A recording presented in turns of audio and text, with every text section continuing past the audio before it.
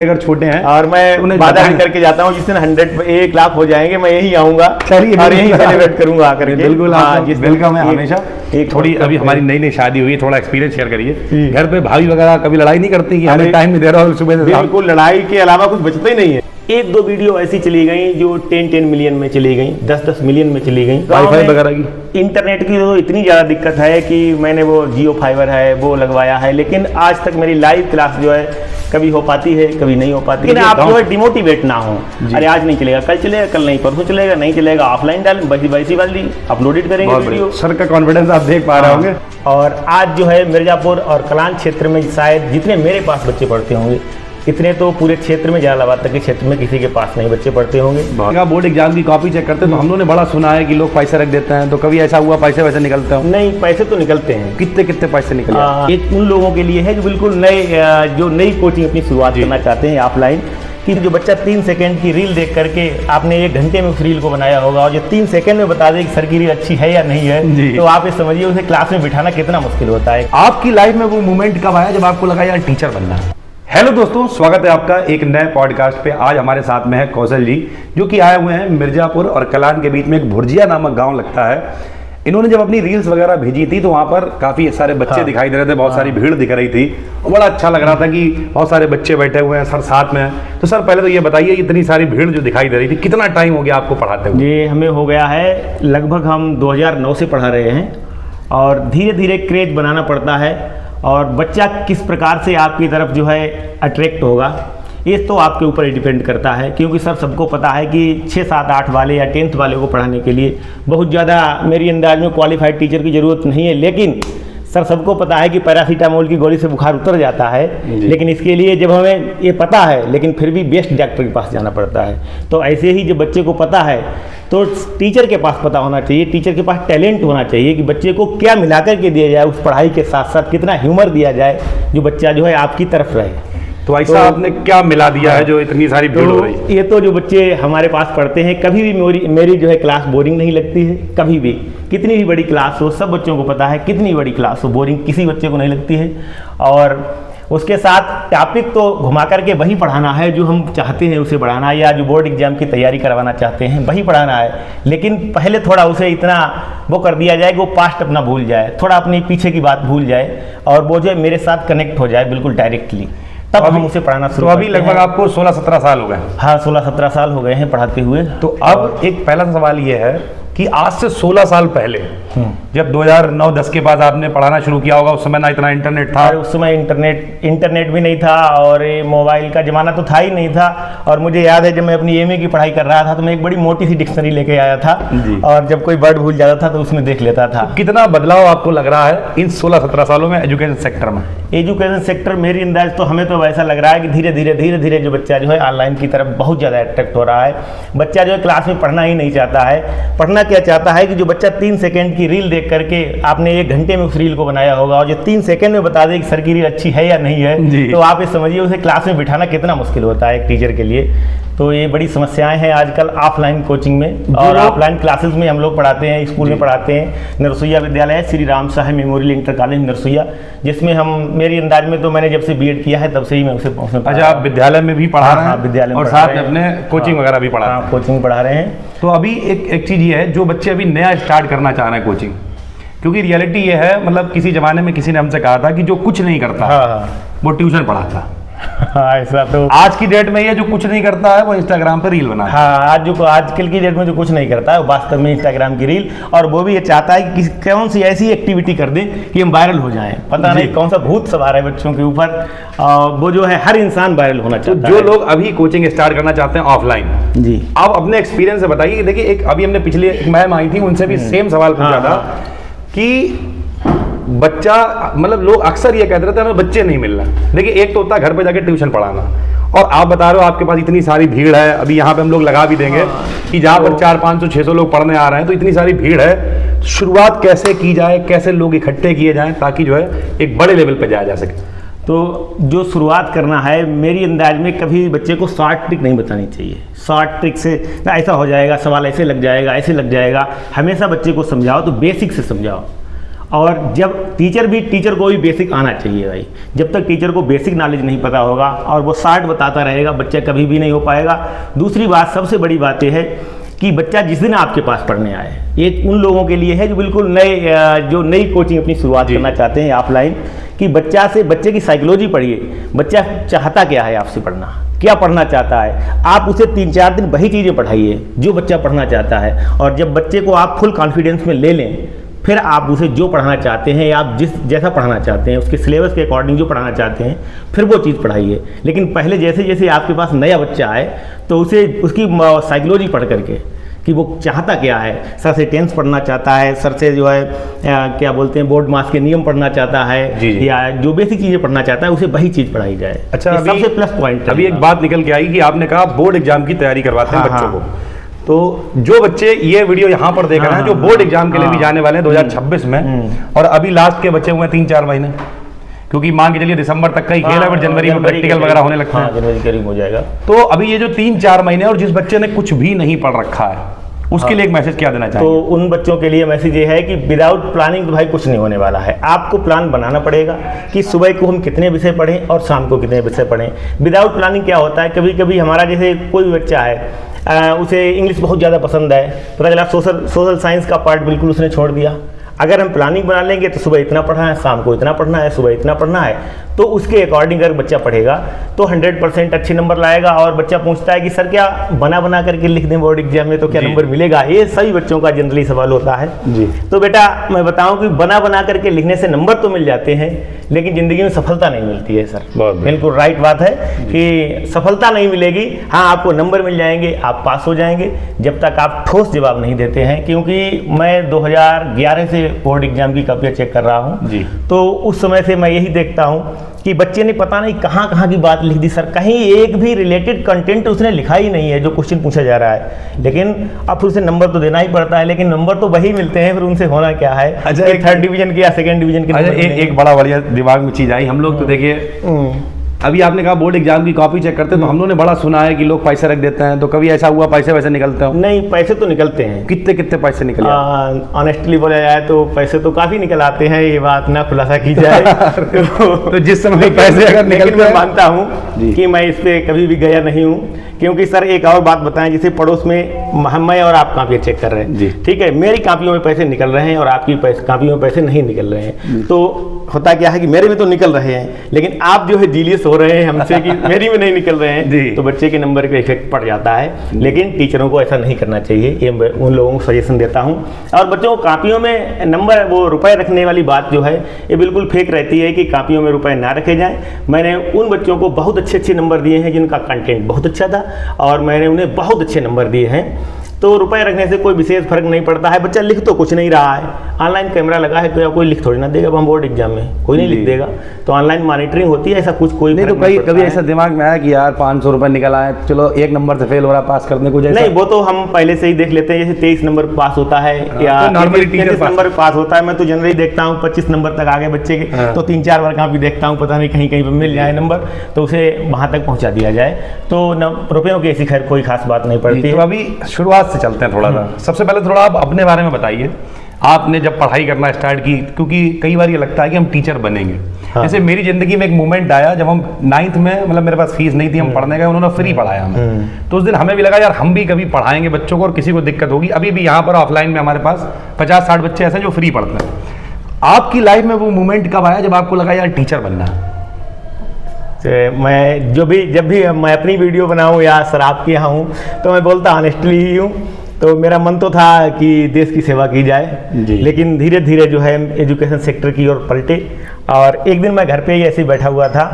मैं पढ़ने में पहले से ही होशियार रहा, ठीक ठाक रहा, बहुत ज़्यादा बड़ाई ना करें, लेकिन ठीक रहा पढ़ने में। तो एक दिन घर से ऐसे विद्यालय से कॉल आई कि आ जाइए, सर चले गए हैं और आपकी ज़रूरत है मुझे। तो धीरे धीरे मैंने वहीं से पढ़ाना शुरू किया।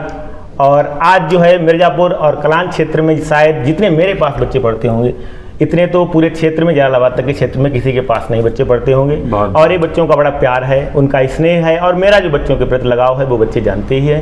जी।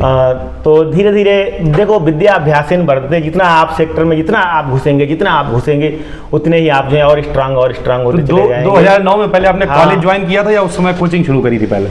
कोचिंग तो कुछ ऐसी परिस्थितियां रहीं मेरी घर की, जी। फाइनेंशियल कंडीशन बहुत ज़्यादा ठीक नहीं जी। रही, तो मेरी अंदाज में मैंने जब बीए की पढ़ाई ख़त्म हो पाई थी 2008 में, मैंने तभी से पढ़ाना शुरू कर दिया था। जी। और उस समय भी मैं होम ट्यूशन नहीं घर कभी पढ़ाने गया, लेकिन घर पे ही पढ़ाता था, और वही धीरे धीरे प्लेटफॉर्म बनता चला गया। तो शुरुआत में यही सवाल फिर से शुरुआत जब करी जाए, जैसे मान लिया जब हमने पढ़ाना स्टार्ट किया तो हमने क्या किया, हमारे जो खुद के रिश्तेदार मामा चाचा थे, उनके एक लड़का कोई बच्चा बैठा लिया, फिर एक दो और बढ़ गया। हाँ। आपकी शुरुआत कैसे हुई? जो पहला बच्चा था वो कैसे मिला आपको? पहला बच्चा सर मैं एक पड़ोस का गांव है, थरिया लगता है, वहीं से बच्चे आया करते थे मेरे पास जी। और मैंने 50 रुपये में पढ़ाना शुरू किया था। बहुत उस समय 50 रुपये मिलते थे, मैं बड़ा खुश होता था, क्योंकि खर्चा कुछ था ही नहीं, कोई खर्चा नहीं था, शादी हुई नहीं थी, तो कोई खर्चा नहीं था, जितना रुपये होता था सारी जेब में होता था, और मैं बड़ा खुश होता, अरे बड़े काफ़ी रुपये मिल रहे हैं। और धीरे धीरे आज जो ज़माना बदला, महंगाई बदली, वो अलग बात है। तो थरिया के सबसे पहले, और हमारे लिए मैं बताऊं कि जो जितने भी मुझे एजुकेशन जहां तक आज मैं हूं, हमारे एक सर हैं उर्मिलेश सौमित्र जी, और उनका चैनल चलता है साहित्य साधना मंच, एक कवि हैं, जाने माने देश के कवि हैं, उन्हीं के द्वारा मैं मोटिवेटेड हूँ। नहीं तो पहला बच्चा मिला कैसे? पहला बच्चा पहला बच्चा ये तो थोड़ा सा इंटरेस्टिंग लग रहा है। हाँ, कि आप मान के चलिए दूसरे गांव का बच्चा है, उससे कैसे पता चलेगा? क्योंकि अभी तो आपने शुरू नहीं करा होगा, आप शुरू करना चाह रहे हैं, तो कैसे मिला पहला बच्चा? पहला बच्चा तो धीरे धीरे लोगों ने पूछा कि सर हमारे बच्चे पढ़ा दीजिए, आप खाली रहते हैं, तो मैंने कहा चलो पढ़ा देते हैं। कहीं नहीं, मेरे घर पे पढ़ा दीजिए, कि हमें घर पे रहने दो, और जो है बड़ा तौहीन होगी हमारी, आप जो है मुझे मेरे यहीं भेज दीजिए। तो पड़ोस के बच्चे धीरे धीरे फिर आने लगे थे। अच्छा, यानी शुरुआत ऐसे करनी है कि पहले लोगों को बताना है कि भाई हम पढ़ाने के लिए तैयार हैं। पहले तो जैसे जो नए लोग शुरुआत करना चाहते हैं, तो यदि चाहे तो अपने रिश्तेदार पास पड़ोसी बैठा लें, आप निःशुल्क पढ़ाएं पहले जी। आप क्यों ऐसा सोच रहे हैं कि मैं पहले से ही करोड़पति बन जाऊं, एकदम जो है मैं बहुत ज़्यादा हाईलाइट हो जाऊं दुनिया में? ऐसा नहीं है। आपको जो है धीरे धीरे फर्स्ट स्टेप, सेकेंड स्टेप, फिर आप ऐसे ही बढ़ पाएंगे धीरे धीरे। और पड़ोस के बच्चे धीरे धीरे इकट्ठे करें, और उन्हीं से आप धीरे धीरे करके चीज़ें आगे बढ़ जाएंगी। धीरे धीरे करके आगे बढ़ेंगी। तो 2009 से आपने पढ़ाना स्टार्ट किया? 2009 से।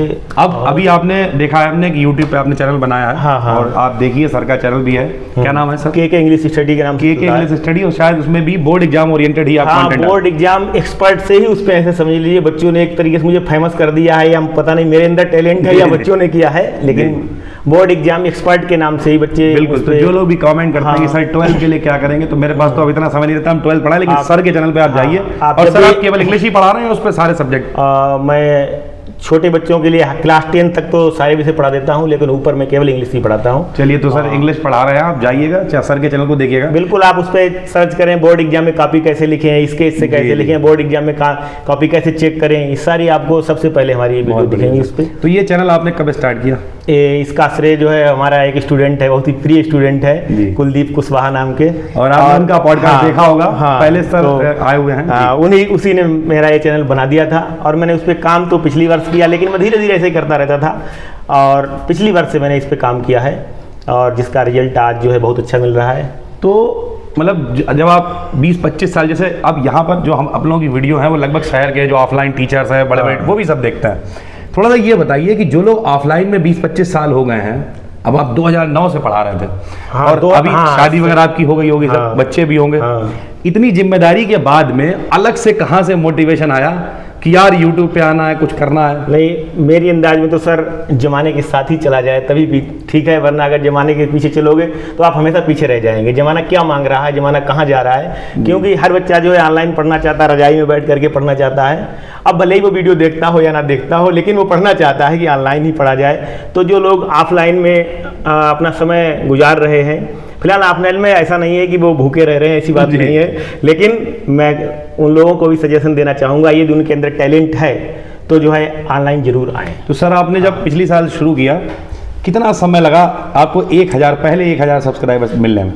1000 सब्सक्राइबर तो पहले जो मैंने शुरुआत के 1,000 सब्सक्राइबर किए थे वो तो मैं क्लास में बोल देता था बच्चों, उसमें तो 50 नहीं होते जी, जी बच्चों ये मेरा चैनल है, इसे जो है आप सब्सक्राइब कर दीजिए। फिर धीरे धीरे बच्चों ने सब्सक्राइब कर दिया जी। और फिर बच्चे कहते नहीं सर, बच्चों का लगाव भी बहुत ज़्यादा होता है टीचर के प्रति, और टीचर के 1,000-2,000 सब्सक्राइबर मैं कहता हूँ कि मायने नहीं रखते हैं कि वो रिश्तेदारी में जाएगा, सर का टीचर, सर का चैनल है, लाओ सब्सक्राइब कर देते हैं। बिल्कुल। तो 1,000 तो नॉर्मली हो गए, 1,000 में कोई नहीं, लेकिन आगे के जो हैं वो आपको अपने टैलेंट के दम पर ही करने थोड़ा सा फिर और बताइए अपने चैनल के बारे में कि किस तरीके से आपने काम किया उस चैनल पे। काम धीरे धीरे होता रहा और 1-2 वीडियो ऐसी चली गई जो 10 मिलियन में चली गई, 10 मिलियन में चली गई, और वही शायद वीडियो जो है बहुत ऊपर लेकर के आप बता रहे हैं कि आप गांव से हैं। हाँ, तो गांव पे इंटरनेट की दिक्कत होगी, वाईफाई वगैरह की?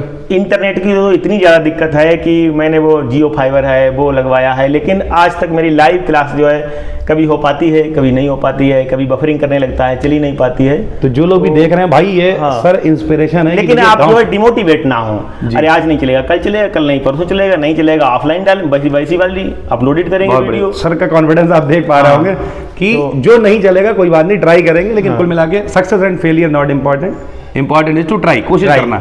तो सर फिर पिछली साल अभी आपके लगभग 41,000 के करीब सब्सक्राइबर्स हो गए, और यूपी बोर्ड ओरिएंटेड चैनल है, तो इस बार जो अब यूपी बोर्ड वाले एग्जाम आएंगे उसमें लगभग 1 लाख क्रॉस कर ही जाएगा बहुत आराम से। 100% 1 लाख तो हो ही जाएंगे, 100%। और अभी जो लोग यहाँ भी देख रहे हैं, अपने भाई बहन भी अगर छोटे हैं, और मैं वादा भी करके जाता हूँ जिस दिन 1 लाख हो जाएंगे मैं यही आऊंगा और यही सेलिब्रेट करूंगा आकर के। बिल्कुल, वेलकम है हमेशा। 1 लाख होंगे। सर थोड़ा सा आगे बढ़ते हैं। आपने बताया कि आप फैमिली बैकग्राउंड आपका बहुत ज़्यादा मजबूत नहीं रहा, उसके बाद फिर आपने पढ़ाना स्टार्ट किया। अब शहर, अब नाम इज्जत तो बन गई है अच्छी खासी, जब आप बता रहे हो इतने सारे लोग जान रहे हैं, तो अभी मम्मी पापा हैं आपके? मम्मी पापा हैं। तो कितना प्राउड फील करते हैं वो? उन्हें लगता है कि उन्हें बड़ा प्राउड फील होता है, और काफ़ी प्राउड में फील होता है कि हाँ लड़का, आप जहाँ भी वो जाएं कि पता चलता है अरे सर के पिताजी हैं, और सर की तो बाइक और गाड़ी या जो भी है वो सब पहचानते ही हैं, अरे सर की गाड़ी आ गई, तो मैं जाऊँ या ना जाऊँ, मेरी मोटरसाइकिल देख लिया, अरे सर आ गए गाँव में।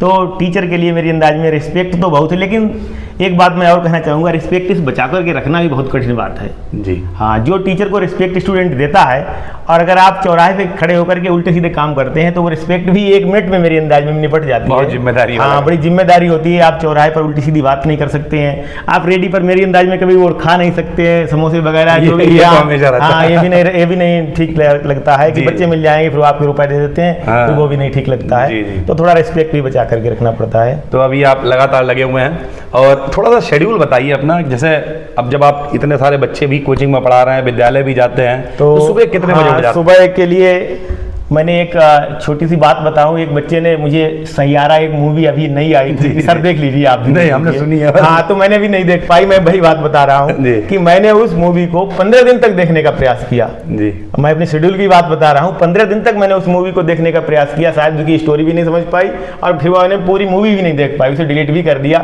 तो इतना ज़्यादा वर्कलोड रहता है कि छोटे मोटे काम जो है हो ही नहीं पाते हैं। मैं सुबह 4 बजे रोज उठ जाता हूँ, रोज 4 बजे उठता हूँ, और 4:30 बजे बैच है, तो आप सुबह 4:30 बजे बैच है, 4:30 बजे आ जाते हैं, और मैं 4:30 बजे सबसे उन बच्चों से पहले ही पहुंचना पड़ता है, क्योंकि वो दूसरी जगह मकान है, वहाँ पढ़ाता हूँ जी। तो उसके बाद जो है 8 बजे तक मैं वहाँ अपने बैच पढ़ाता हूँ, और 8-8:45 बजे तक फिर मैं विद्यालय पहुँच जाता हूँ। विद्यालय वहाँ से 500 मीटर की दूरी पर, और फिर 2 बजे तक विद्यालय में रहना, और 2 बजे के बाद 2:30 बजे से फिर बैच शुरू हो जाता है, और 2:30 बजे से लेकर के शाम के 8 बजे तक बैच चलता है। तो 2:30 बजे से 8 बजे तक बैच चलता है, और बैच चलने के बाद फिर मेरी लाइव क्लास चलती है, और फिर मैं कम से कम 9-9:15 बजे खाली हो पाता हूँ। खाली हो पाने के बाद बस खाना खाया, फिर एक बार नहाना भी पड़ता है। नहीं तो थोड़ी अभी हमारी नई शादी हुई है, थोड़ा एक्सपीरियंस शेयर करिए। घर पे भाभी वगैरह कभी लड़ाई नहीं करती कि हमें टाइम नहीं दे रहा हो सुबह से? बिल्कुल, लड़ाई के अलावा कुछ बचता ही नहीं है। लड़ाई के अलावा कुछ बचता ही नहीं है। तो जरा सी बात पूछी जाए तो इरिटेट इंसान हो ही जाता है। कैसे मैनेज करता हूँ? अब भगवान जाने वो कितना अच्छा हमें मैनेज करती है, मैं तो उन्हीं को धन्यवाद देना चाहूँगा। और देखिए सर वाकई में बहुत मेहनत कर रहे हैं, और काफी दूर से भी आए हुए हैं। यहाँ से मेरे हिसाब से आपका गाँव कितना? मेरे अंदाज में 55 किलोमीटर पड़ता है। 55 किलोमीटर है, तो काफी दूर है। तो जो लोग भी भाई देख रहे हो, अपने भाई बहन छोटे जो भी हैं, और जो भी 12th में इस साल 10th में एग्जाम देने जा रहे हैं, बोर्ड का चैनल है सर का, डिस्क्रिप्शन में हम लिंक भी डाल देंगे, आप लोग ज्वाइन करिए। और बाकी सर एक आखिरी जो मैसेज आप बच्चों को देना चाहें क्योंकि आप इतना लंबी आपकी जर्नी है, तो आपने बहुत कुछ सीखा है एजुकेशन सेक्टर से। और एक मैसेज आप अगर एजुकेशन सेक्टर के ऊपर कुछ कहना चाहें। मैं जी एजुकेशन सेक्टर के लिए और बच्चों के लिए मैं बताना चाहूँगा कि एक तो सबसे पहली बात तो ये है कि आप जो 20-22 साल का बच्चा है सर, वो एक प्रोफेशन अगर चुने, एक अच्छी बात यह है कि अगर वो प्रोफेशन चुने तो बड़े ध्यान से चुने, क्योंकि 20-22 साल की उम्र में बच्चा जिस प्रोफेशन में चला जाता है, जो भी व्यवसाय वो चुन लेगा, मेरी अंदाज में वापस कभी नहीं आ पाएगा। एक ड्राइवर की भी ज़िंदगी है, अगर वो ड्राइविंग का भी काम सीख लेता है तो फिर जो है वो बड़ी रिस्की काम है, लेकिन वो वापस नहीं आ पाता है। तो जो भी आप अगर जो भी कमाने के लिए जरिए जो भी आप सोच रहे हैं, सबसे पहले उसमें ये देखें कि इसमें प्रोग्रेस कितनी होगी, हम कितनी ऊंचाई तक पहुंच पाएंगे। तो ये सबसे पहले ये ध्यान रखें। और एजुकेशन सेक्टर के लिए मैं उन बच्चों के लिए जो आजकल लगातार रील देख रहे हैं, मैं उन बच्चों से बहुत परेशान होता हूँ और बच्चों से मैं रोज़ डांटता हूँ, रोज़ पीटता हूँ, लेकिन मोबाइल नहीं छोड़ते हैं। तो बेटा जब भी स्टडी करिए, थोड़ा जो है बेसिक से पढ़ना शुरू करिए। ऐसा ना हो 60 ट्रिक ढूंढते रहो, मॉडल पेपर में निशान लगा दीजिए, ऐसा कर दीजिए, ऐसा कुछ नहीं है। आप जो बेस से तैयारी करिए, बेस से तैयारी करोगे ज़िंदगी में तभी सक्सेस हो पाओगे, वरना केवल पास हो पाओगे। अभी आपको यूट्यूब पे पढ़ाना ज़्यादा अच्छा लग रहा है या ऑफलाइन में? बिल्कुल सही बताया जाए तो जो ऑफलाइन का मजा है वो ऑनलाइन में मजा नहीं आ पा रहा है जी। धीरे धीरे हो सकता है कि ये मुझे आने लगे, वो अलग बात है। हाँ, लेकिन मेरे सामने जब बच्चे बैठे होते हैं तो मेरा कुछ कॉन्फिडेंस ही अलग होता है। नहीं ऑफलाइन में जब बच्चे बैठते हैं तो फिर कुछ बातें होती हैं, कुछ कनेक्टिविटी होती है, वो ऑनलाइन में मजा फिलहाल नहीं आता है। लेकिन ठीक है, अब हमें लेकिन ऑनलाइन की सुविधाएं जो है ये है कि हर बच्चा नहीं आ पाता है। बिल्कुल। तो वो अपने गरीब भी बच्चा है तो यूट्यूब पे फ्री ऑफ कॉस्ट जो है वीडियो देख सकता है, तो इससे जो उसे बहुत सारा लाभ होता है। कोई ज़रूरी नहीं है कि बच्चा आपकी क्लास में आ पाए, या बहुत सारी लड़कियां हैं जो घर से बाहर नहीं निकल पाती हैं। हम जिस गांव से रहते हैं, जिस क्षेत्र में रहते हैं, बड़ा माहौल वहाँ का ख़राब है, तो बच्चे नहीं आ पाते हैं, तो शाम को अपने रजाई में बैठ करके देख लेते हैं। गाँव में फीस वगैरह का क्या हालचाल है? फीस का तो हाल हम लोगों का, मैंने बच्चों से बोल दिया है कि हमें कान में बता दीजिए कि सर हम गरीब हैं। मुझे ये ना क्लास में ना बोलिए कभी भी कि हम गरीब हैं, मुझे बता दीजिए कि सर हम गरीब हैं, आप फ्री पढ़िए, पूरी साल कभी भी फीस नहीं मांगी जाएगी। तो एक मतलब बढ़िया अर्निंग हो जाती है कि अपना बढ़िया चल रहा है, सब कुछ ठीक चल रहा है। या इस पे भी भाभी से हो जाता है कि इतना टाइम लगा। जैसे मेरी मम्मी कई बार हमसे कह देती है, अगर हम कभी कुछ कह दें तो कहते तुम फिर करते क्या हो, तुम घर बैठो, हम तुम्हें खिलाएंगे, तुम चक्कर में ना पड़ो। तो कभी ऐसा भी हो जाता है या फिर ठीक ठाक सब ठीक चल जाता है? चलिए, बाकी यूट्यूब अभी आगे बढ़ेगा तो और सब अच्छा ही रहेगा। और काफ़ी अच्छी बातें हुई सर से। हम लोग हर जो पॉडकास्ट बना रहे हैं उसमें मेरे भाई जो भी आपको लगता है कि सर के एक्सपीरियंस रिलेटेड आपको क्वेश्चन दिमाग में आ रहे हैं, उन्हें आप कमेंट करिए, बिल्कुल। और जब सर ने वादा कर ही लिया है कि जब 1 लाख सब्सक्राइबर बिल्कुल हमें प्रेजेंट होंगे, सर फिर से आएंगे, फिर से हम लोग बैठेंगे, सेलिब्रेशन भी करेंगे, प्लस आपके जो भी सवाल होंगे, जो भी सवाल आप पूछिए, यूपी बोर्ड रिलेटेड जो भी एग्जाम से संबंधित समस्याएं हैं आपकी तुरंत सॉल्व की जाएंगी। और बाकी सर यहाँ ये वाले चैनल को तो सब्सक्राइब करना ही पहली बार हो, बाकी सर के चैनल का लिंक भी डिस्क्रिप्शन में डाल देंगे, जाके एक बार विजिट करो। और सर इस बार पूरी तरीके से डटने वाले हैं 10th और 12th तक। हाँ बिल्कुल, 2026 को 2026 में 100% हमारे ही क्षेत्र के बच्चे और जो मेरे से पढ़ रहे हैं टॉपर बनेंगे। चलिए सर, बिल्कुल हम भी यही शुभकामनाएं रखते हैं और बड़ा अच्छा लगा आपसे मिलकर। चलिए सर, थैंक यू भाई, धन्यवाद।